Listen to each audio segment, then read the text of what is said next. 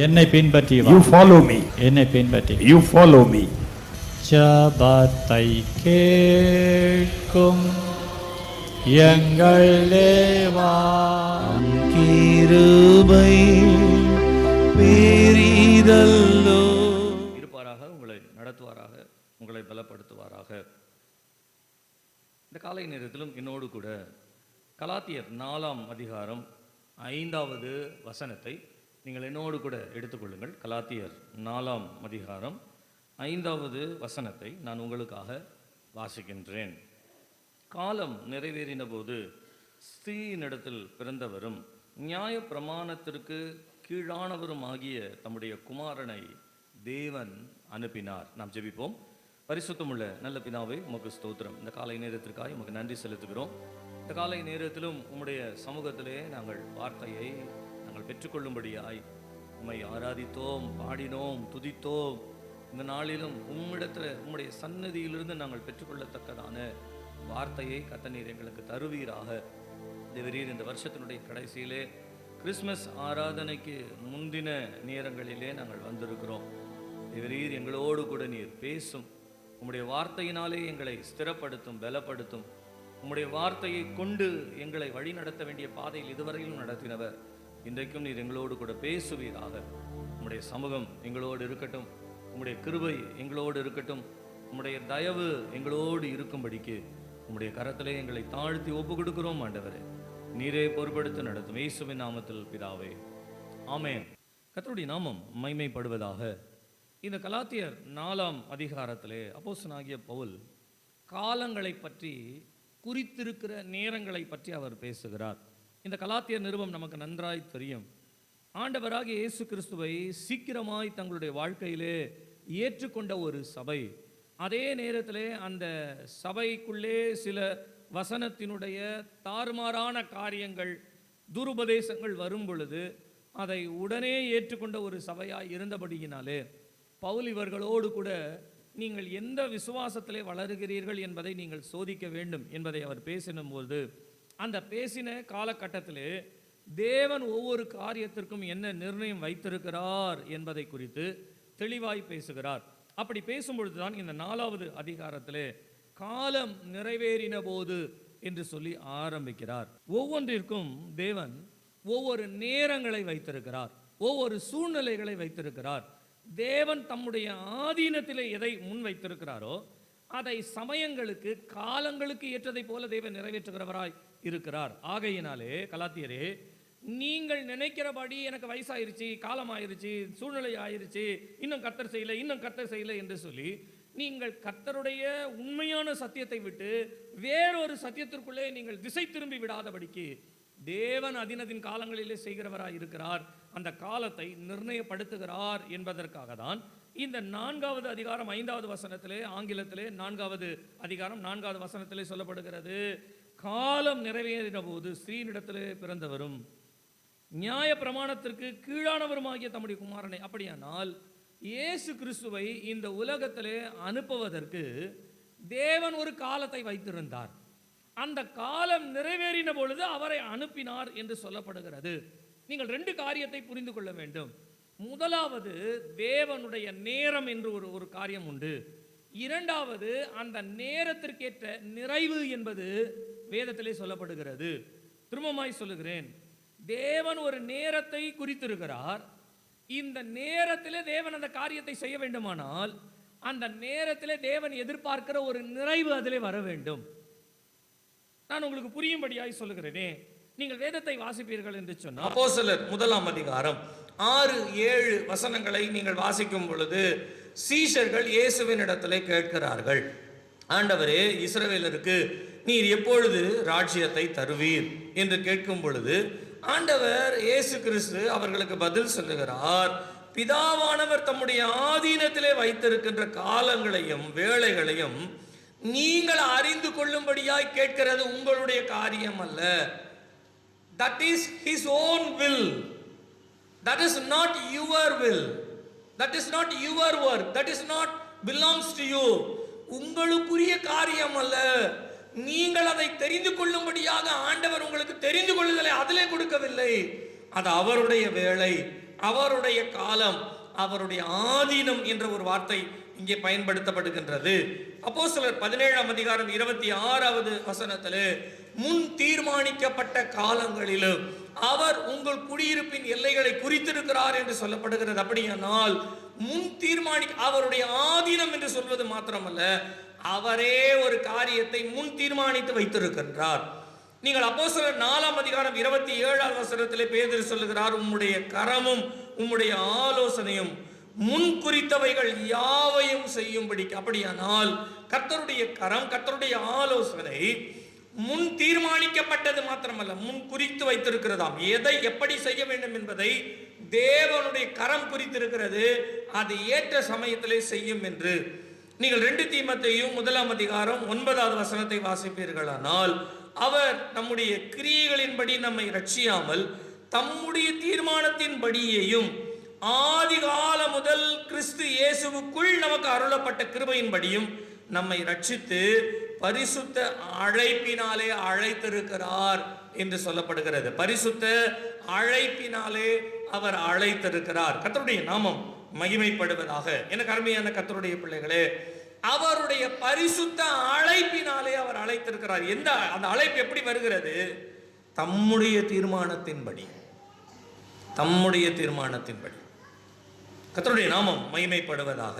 நீங்கள் தீர்த்து 1ஆம் அதிகாரம் 3-4 வசனத்தை நீங்கள் வாசிப்பீர்களானால், எவ்வளவேனும் பொய்யுரையாத தேவன் ஆதிகால முதல் நித்திய ஜீவனை குறித்து வாக்குத்தத்தம் பண்ணி, பொய்யுரையாத ஒரு தேவன் நமக்கு வாக்குத்தத்தம் பண்ணுகிறார். இந்த பொய்யுரையாத தேவனுடைய வாக்குத்தத்தம் நமக்கு என்ன செய்கிறது என்றால், ஏற்ற காலங்களிலே தம்முடைய இரட்சகராகிய தேவனுடைய கட்டளையின்படி தமது வார்த்தையை அவர் வெளிப்படுத்துகிறார். ஏற்ற காலங்களிலே அதை வெளிப்படுத்த. அப்படி என்றால் நீங்கள் இதை வாசிக்கும் பொழுது தம்முடைய ஆதீனத்தின் காலம்னு வருகிறது, முன் தீர்மானிக்கப்பட்ட காலம்னு வருகிறது, முன் குறித்தவைகள் என்று வருகிறது, தம்முடைய தீர்மானம் என்று வருகிறது, ஏற்ற காலங்களில். அப்படி என்றால் வேதத்திலே தேவன் ஒரு காலத்தை நிர்ணயம் பண்ணியிருக்கிறார், ஒரு காரியத்தை அவர் நிர்ணயம் பண்ணியிருக்கிறார். இப்ப இந்த காலத்தையும் காரியத்தையும் நிர்ணயம் பண்ணி ஆண்டவர் வைத்திருக்கிறார்.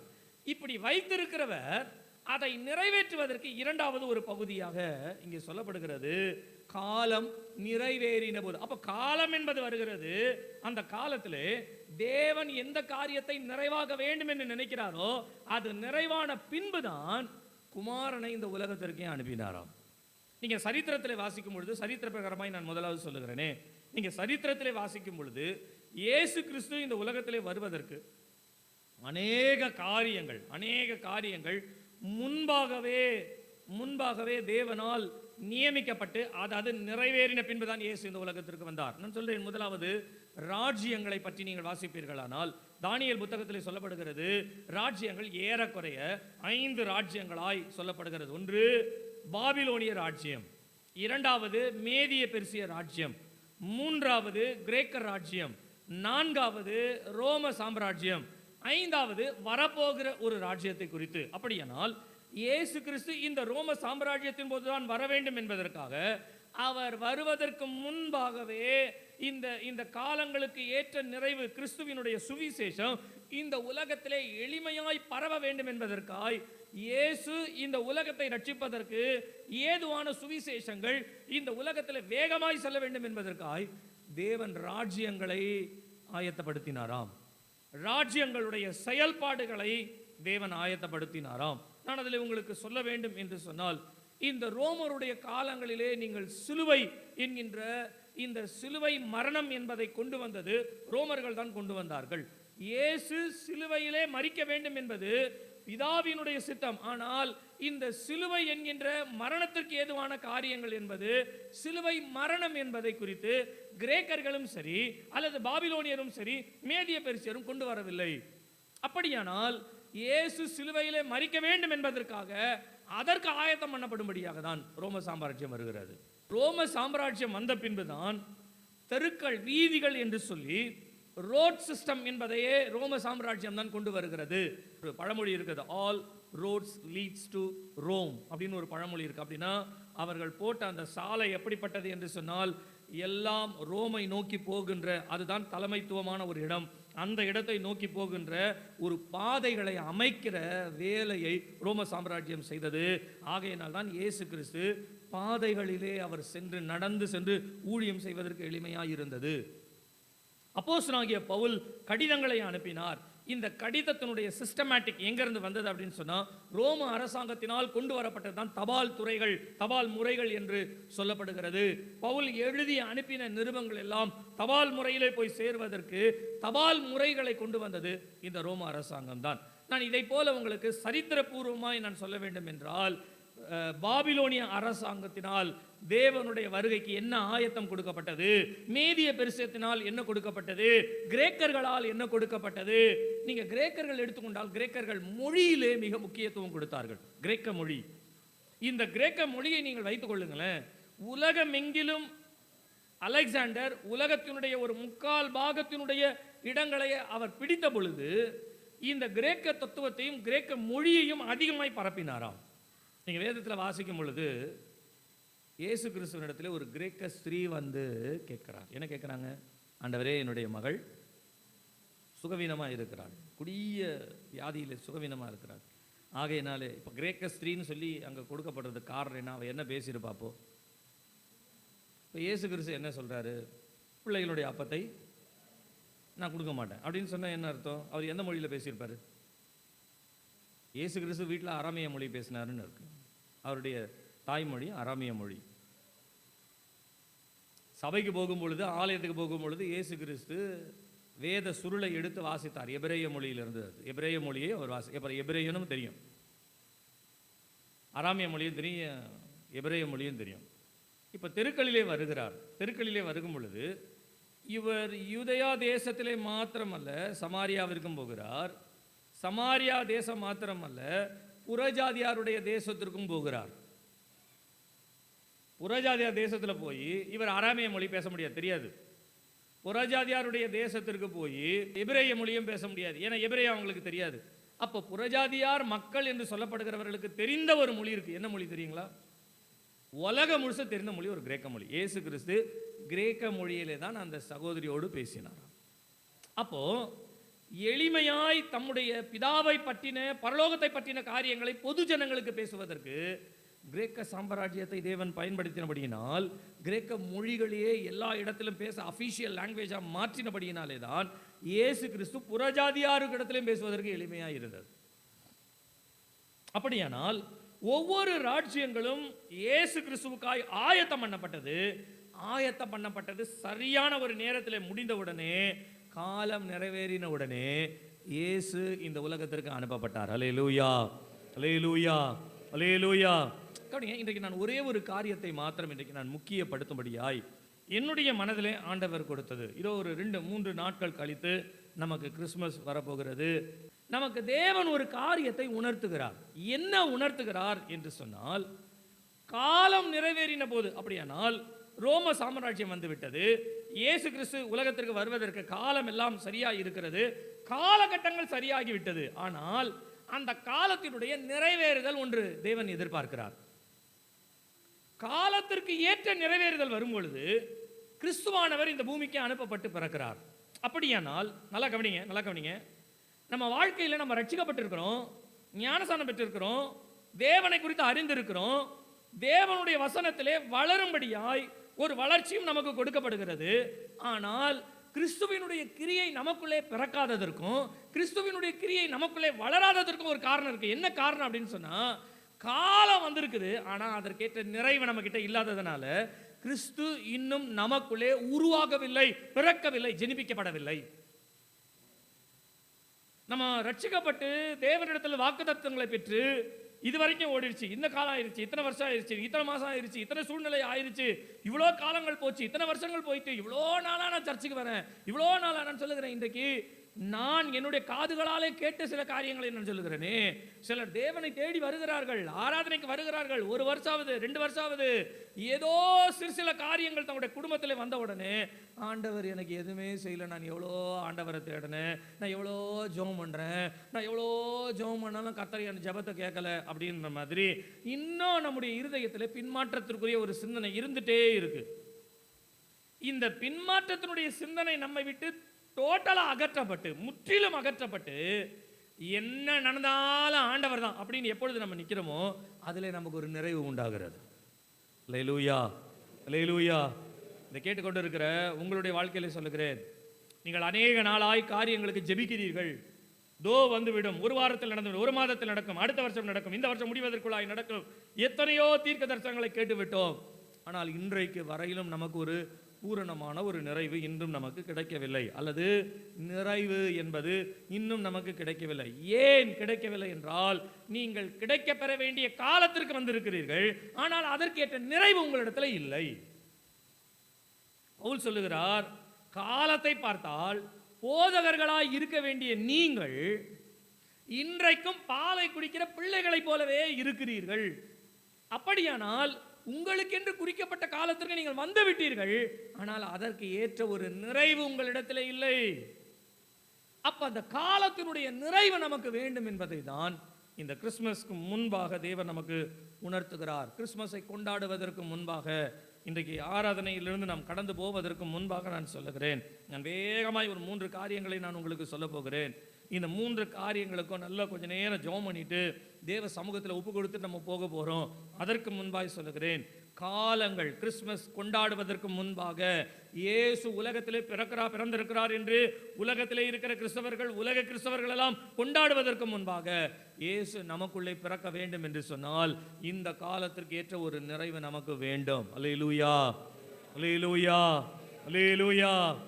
காலத்திற்கு ஏற்ற நிறைவு இல்லாமல் கிறிஸ்து பிறக்க முடியாது, கிறிஸ்து கிரியை செய்ய முடியாது, கிறிஸ்து நம்முடைய வாழ்க்கையில காரியத்தை நிறைவேற்ற முடியாது. எந்த நிறைவை தேவன் நம்மிடத்தில் எதிர்பார்க்கிறாரோ அந்த நிறைவிலே வளரத்தக்கதாய் இந்த காலை நேரத்திலே கர்த்தர் நம்மோடு கூட பேசுவாராக. கர்த்தருடைய நாமம் மகிமைப்படுவதாக. நான் வேதத்தை கடந்த ராத்திரியில் வாசிக்கும் பொழுது அநேக காரியங்களை இந்த நிறைவை பற்றி ஆண்டவர் எனக்கு கொடுத்தார். ஆனால் இன்றைக்கு நான் வேகமாய் ஒரு 3 காரியங்களை மாத்திரம் நான் உங்களுக்கு சொல்ல போகிறேன். நமக்கு எந்த நிறைவை தேவன் எதிர்பார்க்கிறார், நாம் எந்த நிறைவை பெற்றுக்கொள்ள வேண்டும் என்பதை குறித்து ஒரு 3 நபருடைய வாழ்க்கையில் இருந்து மாத்திரம் நான் உங்களுக்கு சொல்லுகிறேன். நீங்கள் என்னோடு கூட ஆதியாகமம் 12ஆம் அதிகாரம் முதல் 4 வசனங்களை நீங்கள் எடுத்துக்கொள்வீர்களானால், ஆதியாகமம் 12ஆம் அதிகாரம் முதல் 4 வசனத்தை நீங்கள் வாசிப்பீர்களானால், அதிலே முதலாவது வசனத்தையும் 4வது வசனத்தையும் வாசிங்க. கர்த்தர் ஆபிரகாமை நோக்கி, நீ உன் தேசத்தையும் உன் இனத்தையும் உன் தகப்பனுடைய வீட்டையும் விட்டு புறப்பட்டு நான் உனக்கு காண்பிக்கும் தேசத்துக்கு போ. நான் உனக்கு காண்பிக்கும் தேசத்துக்கு போ. 4வது வசனம். கர்த்தர் ஆபிரகாமுக்கு சொன்னபடியே அவன் புறப்பட்டு போனான். லோத்தும் அவனோடே கூட போனான். ஆபிரகாம் ஆரானை விட்டு புறப்பட்ட போது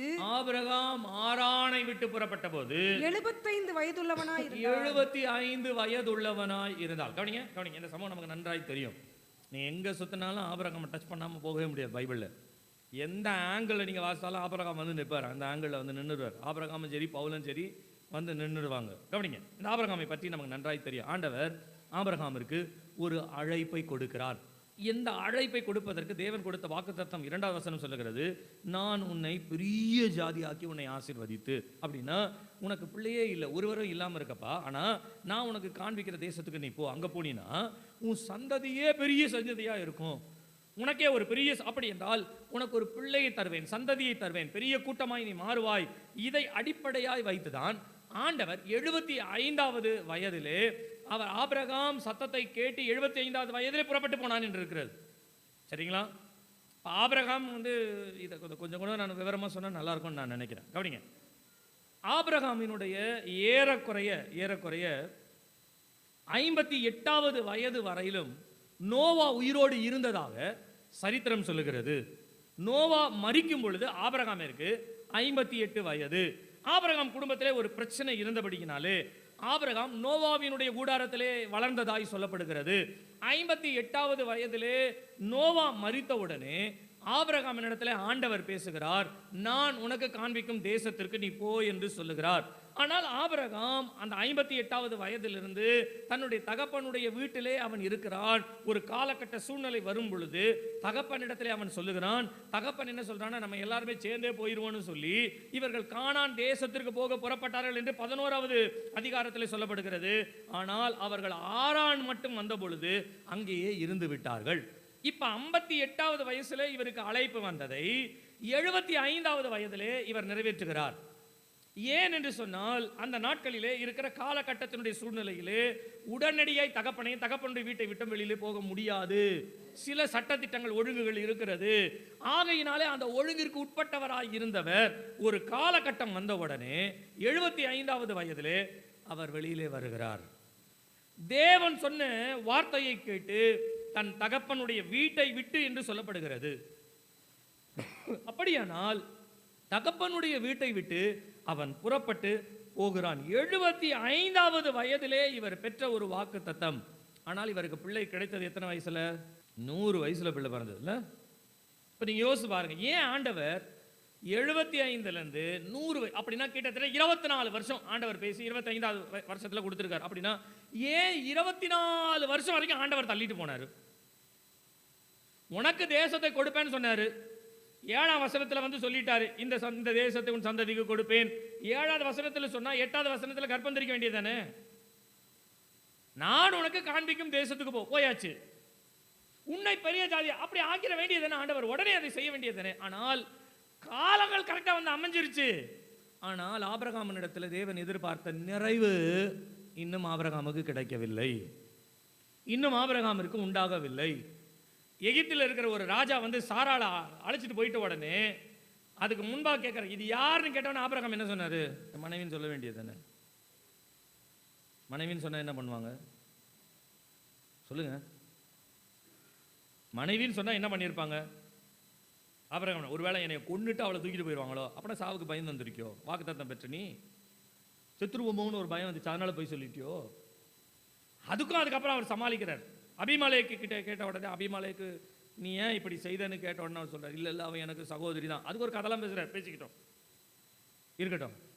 அப்போ ஏதோ ஒரு இடத்திலே ஆபிரகாமினுடைய வாழ்க்கையிலே காலம் வந்து விட்டது, ஆனால் நிறைவு வரவில்லை, குறைவாய் இருக்கிறார் என்பதை அறிந்து ஆண்டவர் அதற்கு பின்பாக 12ஆம் அதிகாரம் 7வது வசனத்திற்கு பின்பாக ஒவ்வொரு முறையும் ஆபிரகாமின் இடத்திலே பேசிக்கொண்டே வருகிறார். 13ஆம் அதிகாரத்திலே அவர் பேசுகிறார், 14ஆம் அதிகாரத்திலே ஆண்டவர் பேசுகிறார், 15ஆம் அதிகாரத்திலே பேசுகிறார், 16ஆம் அதிகாரத்திலே பேசுகிறார், 17ஆம் அதிகாரத்திலே பேசுகிறார். ஒவ்வொரு அதிகாரங்களிலும் ஆண்டவர் பேசிக்கொண்டே வருகிறார்.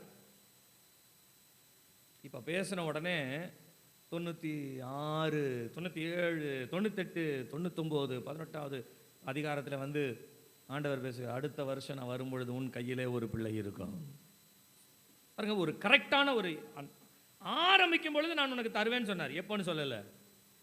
ஆனால் ஒரு குறிப்பிட்ட இடத்துக்கு வரும்பொழுது அடுத்த வருஷத்துல நான் அதை உனக்கு தருவேன், நிச்சயமாக உன்னுடைய கரத்தில் அந்த ஆசீர்வாதம் இருக்கும் அப்படி நிச்சயித்து சொல்றாங்க. அதே மாதிரி பிறக்குது. அப்போ இதற்கு இடையில 24 வருஷத்துல ஆண்டவர் எதற்காக காத்திருந்தார் என்று சொன்னால், ஆபிரகாம் வாழ்க்கையிலே ஒரு நிறைவை தான் உண்டாக்க வேண்டும் என்பதற்காக. பாத்திரத்தையும் உண்டாக்கினவர் அந்த பாத்திரத்தை எப்படி நிரப்ப வேண்டும் என்கின்ற வழிமுறையையும் கட்டற ஆரம்பிக்கிறார். இப்ப இந்த வழிமுறையையும் செய்து ஒரு காலகட்டத்திலே சரியாய் ஆபிரகாமுக்கு ஒரு நிறைவு வந்த உடனே ஆண்டவர் வந்து சொல்றாருப்பா, இவ்வளவு நாள் நீ காத்திருந்த, அடுத்த வருஷம் நான் உன்னிடத்தில் வரும்போது நிச்சயமாய் உன்னுடைய கரத்தில் ஒரு ஆண் பிள்ளை இருக்கும். அல்லேலூயா. நல்ல கரங்களை உயர்த்தி வர அல்லேலூயா சொல்லுங்க. இன்றைக்கு ஆண்டவர் உங்களுக்கு தீர்க்க தரிசனமாய் சொல்லுகிறார்.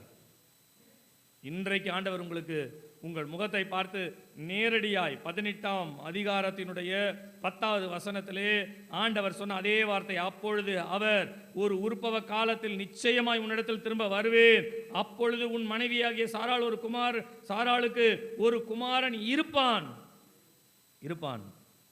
அவர் அடுத்த வருஷம் அழகாக சொல்லுங்க. அதே போல அடுத்த வருஷத்திலே உண்டாகிறது. கர்த்தரால் ஆகாத காரியம் உண்டோ? இனி வரப்போற உற்பவ காலத்தினுடைய ஒரு சீசன் இருக்குப்பா, சீசன் இருக்கு. நிச்சயமாய் உன்னுடைய கரத்திலே நீ ஒரு ஆசீர்வாதத்தை பெற்றிருப்பாய் என்று ஒரு வாக்குத்தத்தமாய் சொல்லப்படுகிறது. கர்த்தருடைய நாமம் மகிமைப்படுவதாக. எனக்கு அருமையான கர்த்தருடைய பிள்ளைகளே, நான் சொல்லுகிறேன், கடந்த வருஷங்களே, கடந்த நாட்களில் நாம் கடந்து வந்திருக்கிறோம். இந்த வருஷம் முழுவதுமாய் நாம் கடந்து வந்திருக்கிறோம்.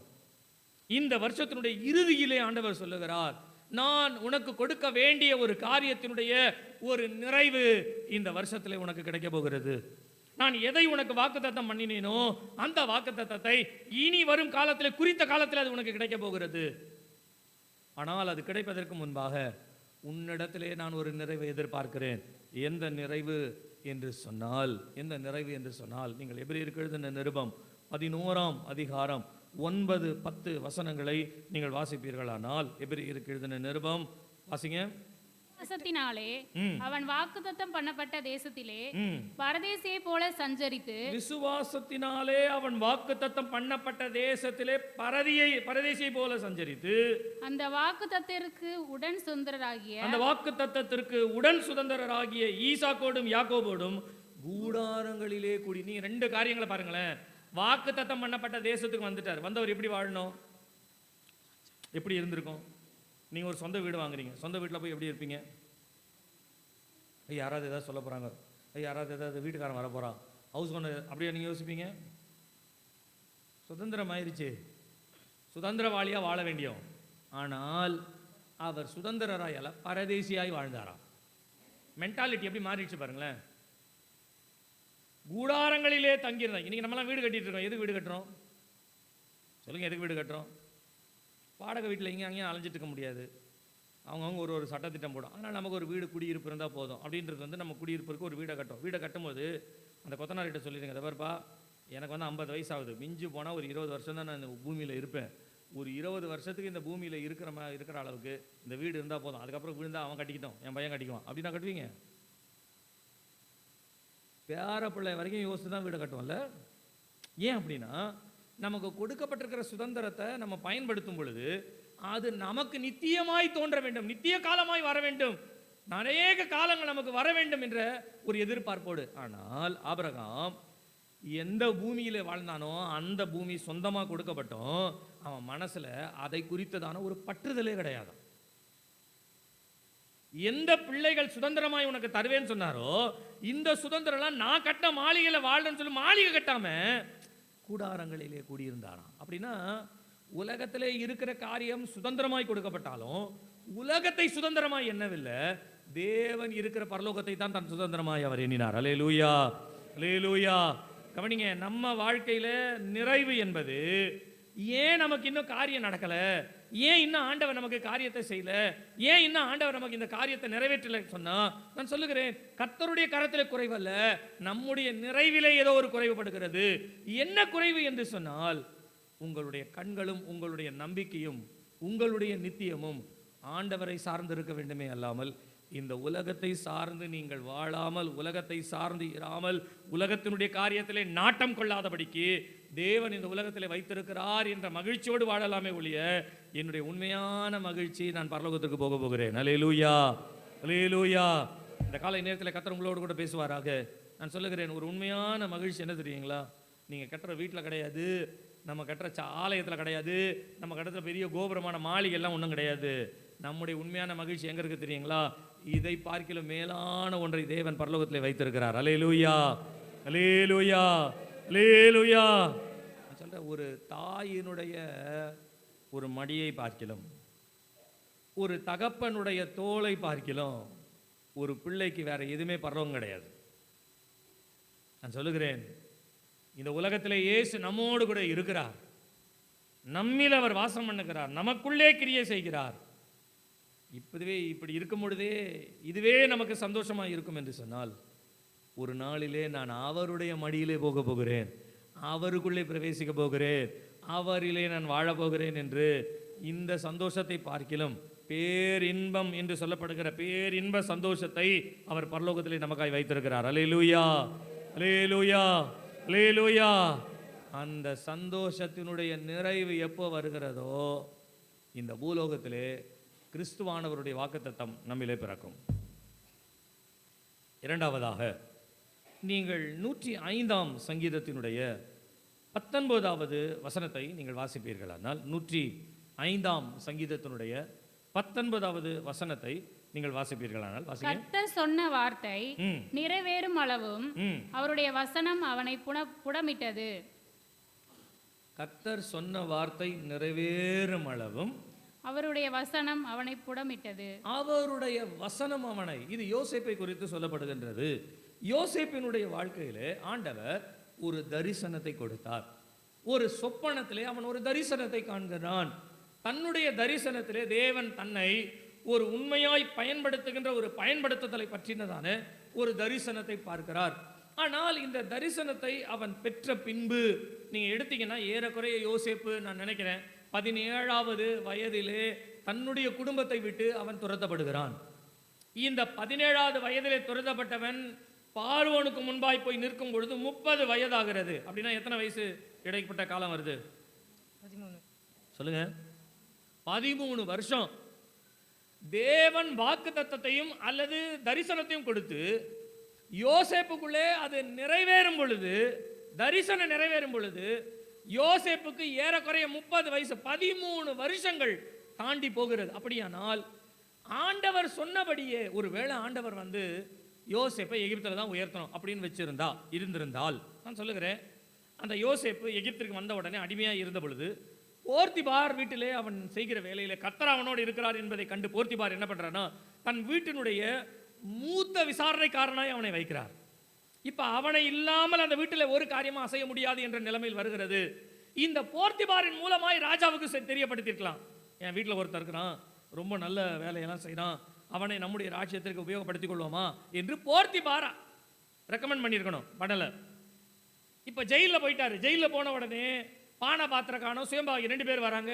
இவங்க 2 பேர்ல ஒருவன் ராஜாவினுடைய ஸ்தானத்தில் திரும்பமாய் கொண்டு போய் நிறுத்தப்படுகிறான், ராஜாவினால் உயர்த்தப்படுகிறான் என்று சொல்லப்படுகிறது. உயர்த்தப்படுகிறவன் இடத்துல நீ ராஜாவின் இடத்துல போகும் பொழுது என்னை குறித்து ராஜாவின் இடத்துல சொல்லி என்னை இந்த சிறையிலிருந்து நீ மீட்டெடுக்க வேண்டும் என்று. ஆனால் அவனும் மறந்து போகிறான், அவனும் செய்யவில்லை.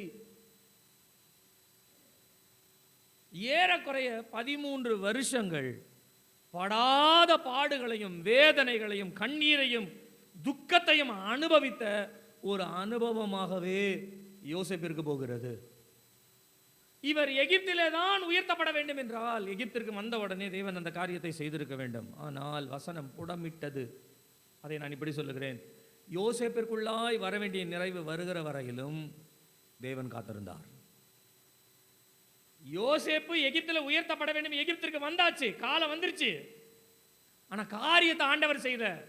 ஏன் காரியத்தை செய்யலன்னு சொன்னா, யோசேப்பினிடத்துல தேவன் ஏதோ ஒரு உயர்வை உண்டாக்குவதற்கு அவனிடத்துல ஏதோ ஒரு நிறைவை தேவன் எதிர்பார்த்தார். கர்த்தருடைய நாமம் மகிமைப்படுவதாக. அவன் குழியிலே தள்ளப்பட்ட பொழுதும், அவன் அடிமையாய் விற்கப்பட்ட பொழுதும், அவனை நோக்கி பாவம் எப்படி ஆகிலும் அவனை தள்ளிவிட வேண்டும், எப்படி ஆகிலும் அவனை இந்த ஸ்தானத்திற்கு கொண்டு வரக்கூடாது என்று அவனை பாவம் தேடி வந்ததாம். பாவம் செய்யும்படியாய் பாவம் தேடி வந்ததாம். அந்த பாவம் கூட எப்படி சொல்லலாம் தெரியுங்களா? சாதாரணமான பாவம் கிடையாது, கெட்ட பாவம் கிடையாது. இட்ஸ் அ ராயல் சின் அப்படின்னு சொல்லலாம். ராயல் பாவம் செய்து மேன்மை அடைகிறது. உலகத்தில் மேன்மை அடைகிறதுக்கு 2 வழி இருக்குங்க. பாவம் செய்யாம மேன்மை அடைகிறது, இன்னொன்று பாவம் செய்து மேன்மை அடைகிறது. பாவம் செய்து நீங்க மேன்மை அடைகிறீர்கள் என்றால், நான் சொல்றேன், இதோட சாப்டர் முடிஞ்சிட்டு இருக்கோம் யோசேப்பு. ஆனால் அந்த பாவத்தை செய்யாதபடிக்கு யோசேப்பு தன்னை காத்து கொண்டானாம். பாவம் செய்த உடனே யோசேப்பிற்கு ஒரு மேன்மை கிடைத்து இருக்கும், மேபி கிடைத்திருக்கும்.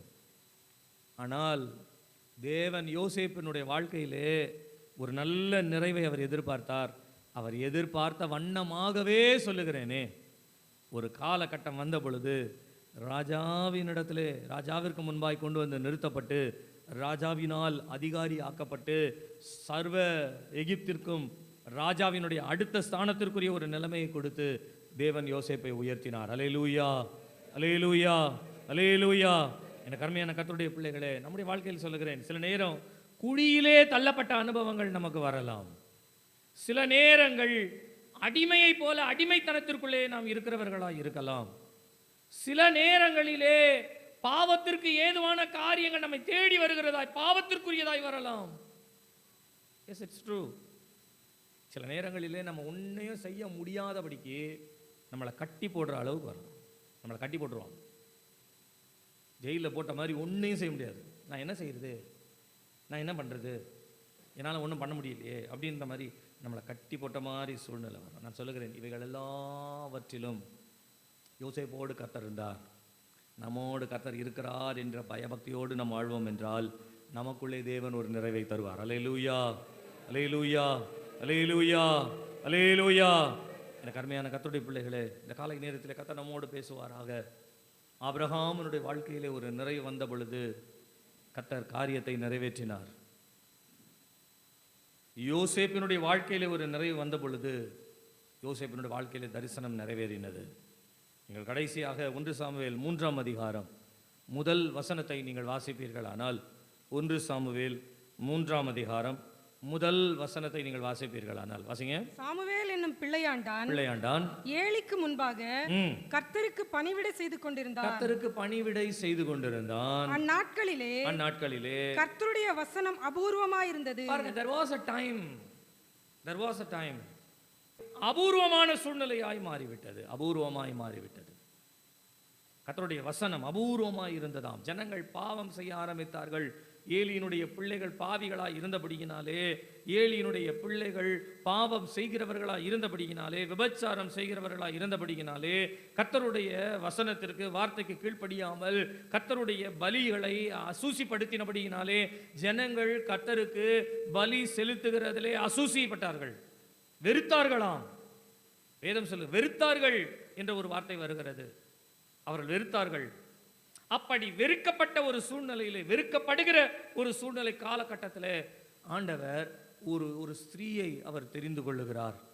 அன்னாள் தேவ சமூகத்தில் வந்து அழுகிறாள். நீங்கள் யோசிச்சு பாருங்க, வெகு நாட்களாய் வருஷமாய் வந்து அந்த தேவ சமூகத்தில் அழுது அழுது அழுது அழுது ஜெபிச்சுட்டு போறவ ஒரு நாள் ஆண்டவர் ஜெபத்தை கேட்டாராம். ஏன் ஜெபத்தை கேட்டார்னு சொன்னா, இந்த உலகத்திலே ஏலிக்கு அடுத்தபடியாக எந்த நியாயாதிபதியும் இல்லை, ஏலிக்கு அடுத்தபடியாக நியாயாதிபதிகளுக்குரிய ஸ்தானத்திற்குரியவரும் இல்லை, அல்லது அடுத்த ராஜாக்களுக்கு போக வேண்டிய காரியத்திற்குரிய ஸ்தானமும் இல்லாதபடியினாலே யாராயிலும் ஒருவரை தான் ஏற்படுத்த வேண்டும் என்பதற்காக ஆண்டவர் தேடிக்கொண்டிருந்தாராம். காலத்தை நிறைவு செய்யும்படியாய் தேடிக்கொண்டிருக்கும் பொழுது அன்னாளுடைய ஜெபத்தை கேட்டு கர்த்தர் சாமுவேலை இந்த உலகத்திற்கு கொண்டு வந்தார். சாமுவேல் ஏறக்குறைய 40 வருஷம் அவர் நியாயாதிபதியாக இருந்தாராம். இந்த 40 வருஷத்தில் வேதம் சொல்லுகிறது, எந்த வசனம் அபூர்வமாய் இருந்தது என்று சொல்லப்படுகிறதோ, எந்த வசனங்கள் அபூர்வமாய் ஜனங்களுக்கு காணப்பட்டது என்று சொல்லப்படுகிறதோ, அந்த வசனத்தை, அந்த வார்த்தையை சாமுவேல் தன்னுடைய வாழ்நாள் எல்லாம் ஜனங்களுக்கு போதிக்கத்தக்கதாய் அவர் பெத்தேலுக்கும் தானுக்குமாய் சென்று வசனங்களை ஆசாரியர்களுக்கு போதித்து, ஆசாரியர்கள் மூலமாய் ஜனங்களுக்கு அவைகள் போதிக்கப்பட்டதாம். ஜனங்கள் 40 வருஷம் கிட்டத்தட்ட எந்த ஒரு பாவமும் செய்யாதபடிக்கு அவர்கள் வசனத்தை கேட்கிறவர்களாய் காணப்படத்தக்கதாய் வசனம் போதிக்கப்பட்டதாம். நீங்க யோசிச்சு பாருங்க, ஆண்டவர் சாமுவேலுடைய வாழ்க்கையிலே, அன்னாளுடைய வாழ்க்கையிலே ஒரு நிறைவை உண்டாக்குகிறார் என்று சொன்னால், நிறைவு கிடைக்கிறது என்று சொன்னால், காலம் வந்து விட்டது உடனே செய்து விடுவோம், நமக்கெல்லாம் டைம் ஆயிடுச்சுன்னா அப்படிதான். இந்த சவுல கூட பாருங்க, பலி செலுத்த வேண்டிய ஒரு காலம் வந்துருச்சு. இந்த பலி செலுத்த வேண்டிய ஒரு காலத்திற்குள்ளே சாமுவேல் வரவில்லை. காலம் ஆயிருச்சு, நேரம் ஆயிருச்சு. ஆகையினாலே உடனே நம்ம பலியை செலுத்தி ஆகணுன்றதுக்காக அவன் துணிந்து பலியை செலுத்தினான் என்று சொல்லப்படுகிறது. காலத்தை பார்த்தான், ஜனங்களை பார்த்தான். ஆனால் அந்த வேலையை தான் செய்ய வேண்டிய நிறைவு தன்னிடத்தில் இருக்கிறதா என்று பார்க்காததினாலே அவன் ராஜ்ய பாரத்தை விட்டு தள்ளப்பட்டான் என்று சொல்லப்படுகிறது. இன்றைக்கு சொல்லுகிறேன் கர்த்தருடைய சமூகத்திற்கு, ஆபிரகாமை போல நீங்கள் காத்திருக்கலாம், யோசேப்பை போல நீங்கள் துக்கத்தின் மத்தியில் இருக்கலாம், அன்னாளை போல, சாமுவேலை போல உங்களுடைய வாழ்க்கையிலே ஒரு காலத்தை நோக்கி நீங்கள் வந்திருக்கலாம். ஆனால் தேவன் எதிர்பார்க்கிற ஒரு நிறைவு நமக்கு கிடைக்காமல் இல்லாமல் தேவன் இந்த காலத்திலே நமக்குள்ளே தன்னுடைய கிரியை ஆரம்பிக்கவே முடியாது. அல்லேலூயா, அல்லேலூயா, அல்லேலூயா. நான் சொல்லுகிறேன், உங்களுக்குள்ளே ஆண்டவர் ஒரு நிறைவை கொடுக்க வேண்டுமானால் நீங்கள் காலத்திற்கு ஏற்ற ஆசீர்வாதத்தையும் வாக்கு தத்தத்தையும் பலத்தையும் கிருபையும் வரத்தையும் பெற்று நீங்கள் கர்த்தருக்காய் சாட்சியாய் மாற வேண்டுமானால், இந்த காலை நேரத்திலே 2 கரங்களை உயர்த்தி சொல்லுகிறேன், உங்களுக்குரிய காலம் வந்து விட்டது. ஆனால் உங்களுக்குரிய நிறைவை நீங்கள் சோதித்து பாருங்கள். ஆபிரகாமை போல நீங்கள் பூலோகத்தின் மேல் ஆசை வைக்காமல் பரலோகத்தின் மேல் ஆசை வைத்திருக்கிறீர்களா என்று கவனிக்க வேண்டும். யோசேப்பை போல உங்களுடைய வாழ்க்கையிலே நீங்கள் மற்றவர்களை ஆதரிக்கிற, மற்றவர்களை நீங்கள் போஷிக்கிற, மற்றவர்களுக்காக உங்களுடைய வாழ்க்கை தியாகம் செய்கிற ஒரு தியாகம் இருக்கிறதா என்று நாம் கவனிக்க வேண்டும். நான் அதை இப்படி சொல்லுகிறேனே, ஆபிரகாமை போல தேவனோடு ஒரு உறவை வளர்த்து கொள்ளுகிறவர்களாக இருக்க வேண்டும். யோசேப்பை போல தேவனுடைய சமூகத்தில் நின்று தேவன் ஜனங்களை எப்படி பாதுகாக்கிறாரோ அப்படிப்பட்ட ஒரு பாதுகாப்பை கொடுக்கிறவர்களாய், தேவனுடைய சாயலை உடையவர்களாய் இருக்க வேண்டும். சாமுவேலை போல தேவனுடைய வார்த்தைகளை கொடுக்கிறவர்களாய் நாம் மாறுவோம் என்று சொன்னால், நான் சொல்லுகிறேன், காலம் நிறைவேறினது. கிறிஸ்துவானவர் உங்களிடத்திலும் பிறப்பார். அல்லேலூயா, அல்லேலூயா, அல்லேலூயா. ஆபிரகாமுடைய வாழ்க்கையிலே ஒரு பிறப்பை உண்டாக்கினவர். எந்த வாக்கு தத்தத்தை பெற்று எந்த தயவை தேவனிடத்திலே அடைவேன் என்று காத்திருந்தாரோ அந்த தயவை ஆபிரகாம் பெற்றுக்கொள்ளக்கூடிய காலத்திற்கு ஏற்ற நிறைவை ஆபிரகாம் பெற்றுக்கொண்டார். எந்த தரிசனம் வாழ்க்கையிலே நிறைவேற வேண்டும் என்று யோசேப்பு காத்திருந்தாரோ அந்த தரிசனம் நிறைவேறுவதற்கு உண்டான ஒரு நிறைவு யோசேப்புக்கு உண்டானது. அதை போலவே சொல்லுகிறேன், சாமுவேலுடைய வாழ்க்கையிலே எந்த வசனத்தை, தெய்வத்துவத்தை ஜனங்களுக்கு கொடுக்க வேண்டும் என்று அவர் அழைக்கப்பட்டாரோ அதற்கேற்ற நிலைப்பாடுகளிலே ஒரு நிறைவு உண்டாகும் பொழுது, நான் சொல்லுகிறேன், சாமுவேலுடைய வாழ்க்கையிலே கர்த்தர் தான் முதல் பெயர்சபா மட்டும் சாமுவேல் ஒரு தீர்க்கதரிசிதான் என்பதை தேவன் வெளிப்படுத்தினார். கவனிங்க, சாமுவேல் வளரும் பொழுது கூடவே ஏலியினுடைய பிள்ளைகள்லாம் வளர்ந்தாங்களாம். ஏலியின் பிள்ளைகள்லாம் துஷ்டத்தனம் பண்ணாங்களாம். துஷ்டத்தனம் பண்ணுற இடத்துல தான் சாமுவேல் இருந்தார். அப்படி துஷ்டவந்தனம் பண்ணுற இடத்துல சாமுவேல் என்ன பண்ணியிருக்கலன்னா, தன்னை நல்லவனாக காமிக்கிற மாதிரி காமிச்சிக்கிட்டு தானும் ஒரு துஷ்டத்தனம் பண்ணுறவனாகவும் இருந்திருக்கலாம். மேபி ஏலி பிள்ளைகளே இப்படி இருக்காங்க, அப்புறம் நம்ம ஏன் இப்படி இருக்கக்கூடாது? இவங்களே இப்படி இருக்கிறாங்க, இவங்களே இதை சொல்கிறாங்க, இவங்களே இதை பண்ணுறாங்க, நம்ம ஏன் இப்படி இருக்கக்கூடாது அப்படின்ற மாதிரி நான் சொல்லுகிறேன். விசுவாசிகளுக்கு தயவாய் மற்ற விசுவாசிகளையோ மற்ற சபைக்கு போகிற விசுவாசிகளையோ பார்த்து உங்களுக்கு இருக்கிற எபிலிட்டியும், உங்களுக்கு இருக்கிற கிருபையும், உங்களுக்கு இருக்கிற வரத்தையும் தயவுசெய்து கெடுத்துக்காதீங்க. உங்களுக்கு கொடுக்கப்பட்ட கிருபை வேற, நீங்கள் பார்க்குறவங்களுக்கு கொடுக்கப்பட்ட கிருபை வேற. உங்களுக்கு தேவன் வைத்திருக்கிற ஆசீர்வாதம் வேற, நீங்கள் யாரை பார்க்கிறீர்களோ அவர்களுக்கு வைத்திருக்கிற ஆசீர்வாதம் வேற. ஒரு சுயம்பாகியா இருந்தவன் அல்லது ராஜாவுக்கு சேவை செய்கிறவனா இருந்தவன் அவனுடைய ஸ்தானத்துக்கு தான் போனான். ஆனால் யோசேப்பினுடைய அழைப்பு என்ன தெரியுங்களா? ராஜாவுக்கு அடுத்த ஸ்தானத்துக்கு வருது. உங்களுடைய அழைப்பு என்னுடைய அழைப்பு வேற. நீங்கள் யாரை பார்க்குறீங்களோ அவங்களுடைய அழைப்பு வேற. நீங்கள் உங்கள் அழைப்பை மாத்திரம் பார்த்துட்டு ஓடுனீங்கன்னா நீங்கள் பார்க்குறவங்கள காட்டில கர்த்தர் மேன்மையாக வைப்பார்.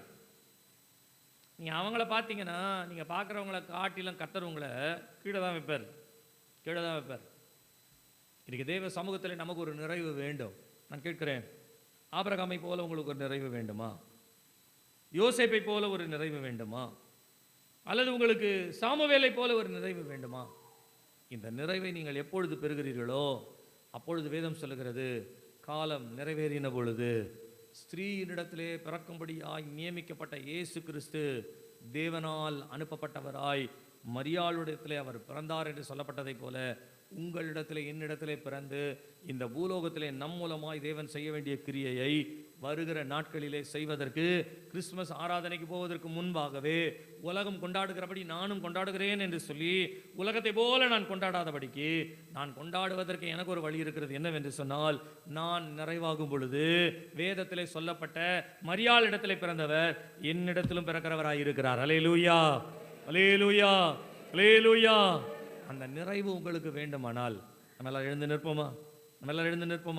இன்னைக்கு நாம் ஜெபிக்க போகிறோம். ஆபிரகாமுக்கு கொடுக்கப்பட்ட ஒரு நிறைவு, யோசேப்புக்கு கொடுக்கப்பட்ட ஒரு நிறைவு, சாமுவேலுக்கு கொடுக்கப்பட்ட ஒரு நிறைவு இன்றைக்கு உங்களை நிரப்ப வேண்டும், என்னை நிரப்ப வேண்டும். நான் இயேசுவின் நாமத்தினாலே சொல்லுகிறேன், உங்கள் மனசாட்சியோடு தேவ சமூகத்தில் நில்லுங்க. இன்றைக்கு தேவன் உங்களுக்கு ஒரு நிறைவு தருவாராக. நீங்கள் நிரப்பப்பட்டவர்களாய் இந்த இடத்தை விட்டு கலந்து செல்லணும். என்னிலே தேவன் நிறைவேற்ற வேண்டிய ஒரு காரியம், எனக்குள்ளே கிடைக்கப்பெற வேண்டிய ஒரு நிறைவினுடைய ஒரு காரியம், ஆண்டவரே, நீர் என்னை நிரப்புகிறவர். என்னை நிறைவான ஒரு பாதையிலே நடத்துவீராக. நான் நிறைவான ஒரு பாதையிலே நடக்க வேண்டும் ஆண்டவரே. என்னை நிரப்பும் ஆண்டவரே, என்னை நிரப்பும் ஆண்டவரே. ஓ தாவீதின் குமாரனே, நீர் என்னிலே உருவாகும்படிக்கு என்னை நிரப்பு. அன்றைக்கு தேவனால் அனுப்பப்பட்டவர், மரியாளுக்குள்ளே நிறைவாய் இறங்கினவர், இந்த உலகத்திலே மரியாள் மூலமாய் வெளிப்பட்டவர், எங்கள் மூலமாய் வெளிப்படத்தக்கதாய், எங்கள் மூலமாய் கிரியை செய்யத்தக்கதாய், எங்கள் மூலமாய் காணப்படத்தக்கதாய். ஓ, எனக்குள்ளே உம்முடைய ஒரு நிறைவை தாரும் ஆண்டவரே. எனக்குள்ளே ஒரு நிறைவை தாரும் ஆண்டவரே. எனக்குள்ளே ஒரு நிறைவை தாரும் ஆண்டவரே. என்னை நிரப்பும்படியா என்னை ஒப்பு கொடுக்கிறேன் ஆண்டவரே. என்னை நிரப்பும்படியா என்னை தருகிறேன் ஆண்டவரே. என்னை முற்றிலுமாய் உம்முடைய கரத்திலே ஒப்பு கொடுக்கிறேன் ஆண்டவரே. என்னை முற்றிலுமாய் தருகிறேன் தகப்பனே என்று சொல்லி அவருடைய முகத்தை நோக்கி சொல்லுங்க. வாய்களை திறந்து சொல்லுங்க. என்னை தருகிறப்பா, என்னை தருகிற ஆண்டவரே, என்னை தருகிற ஆண்டவரே, என்னை தருகிறேன் ஆண்டவரே. என்னை ஒப்பு கொடுக்கிறேன் ஆண்டவரே. என்னை ஒப்பு கொடுக்கிறேன் ஆண்டவரே. என்னை ஒப்பு கொடுக்கிறேன் ஆண்டவரே. நல்ல நல்ல வாய்களை திறந்து எல்லோருமாய் ஓ ஹல்லேலூயா. என்னை தருகிறேன், தருகிறேன் உம் கரத்து. என்னை படைக்கிறேன், படைக்கிறேன் உம் பாதத்தில். என்னை தருகிறேன், தருகிறேன் உம் கரத்து. என்னை படைக்கிறேன், படைக்கிறேன் உம் பாதத்தில். உருவாக்குமே என்னை, உருவாக்குமே, உருவாக்குமே என்னை, உருவாக்குமே. என்னை தருகிறேன், தருகிறேன் உம் கரத்து. என்னை படைக்கிறேன், படைக்கிறேன் உம் பாதத்து. என்னை தருகிறேன், தருகிறேன் உம் கரத்து. என்னை படைக்கிறேன், படைக்கிறேன் உம் பாதத்து. உருவாக்குமே என்னை, உருவாக்குமே, உருவாக்குமே என்னை, உருவாக்குமே. உயவனே உம் கையில் களிமண்ணா உடைத்து உருவாக்கும்.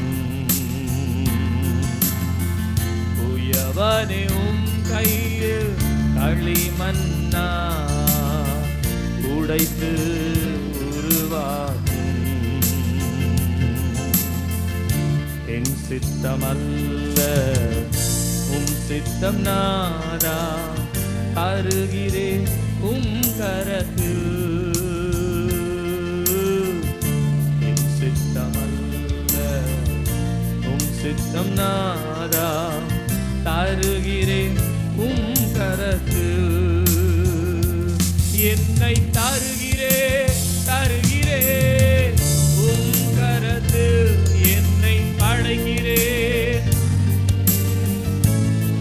கரங்களை உயர்த்தி என்னை தருகிறேன் உம் கரத்தில். என்னை படைக்கிறேன், படைக்கிறேன் உம் பாதத்தில்.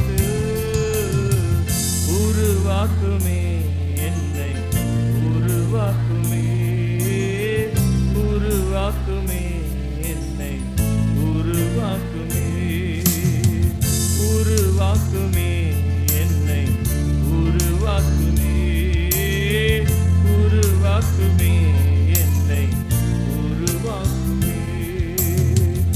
உயவனே உம் கையில் களிமண்ணா உடைத்து உருவாக்கும். உயவனே உம் கையில் களிமண்ணா உடைத்து உருவாக்கும். என் சித்தமல்ல உம் சித்தம் நாதா, தருகிறேன் உம் கரத்தில். உருவாக்குமே என்னை, உருவாக்கும். மென்மையாய், மென்மையாய் சொல்லுங்க. உருவாக்குமே என்னை,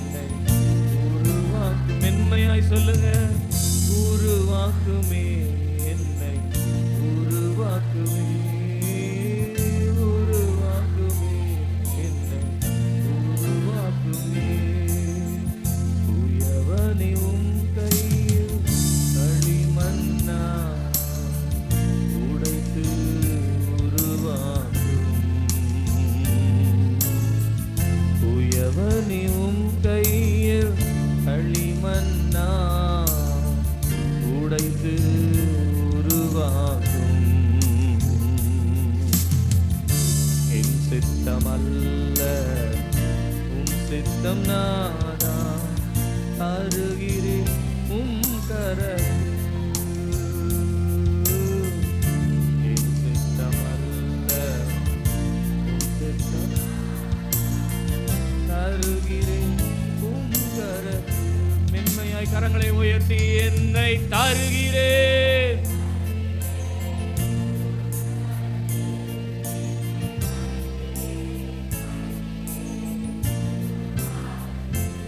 என்னை தருகிறேன். என்னை படைக்கிறேன்.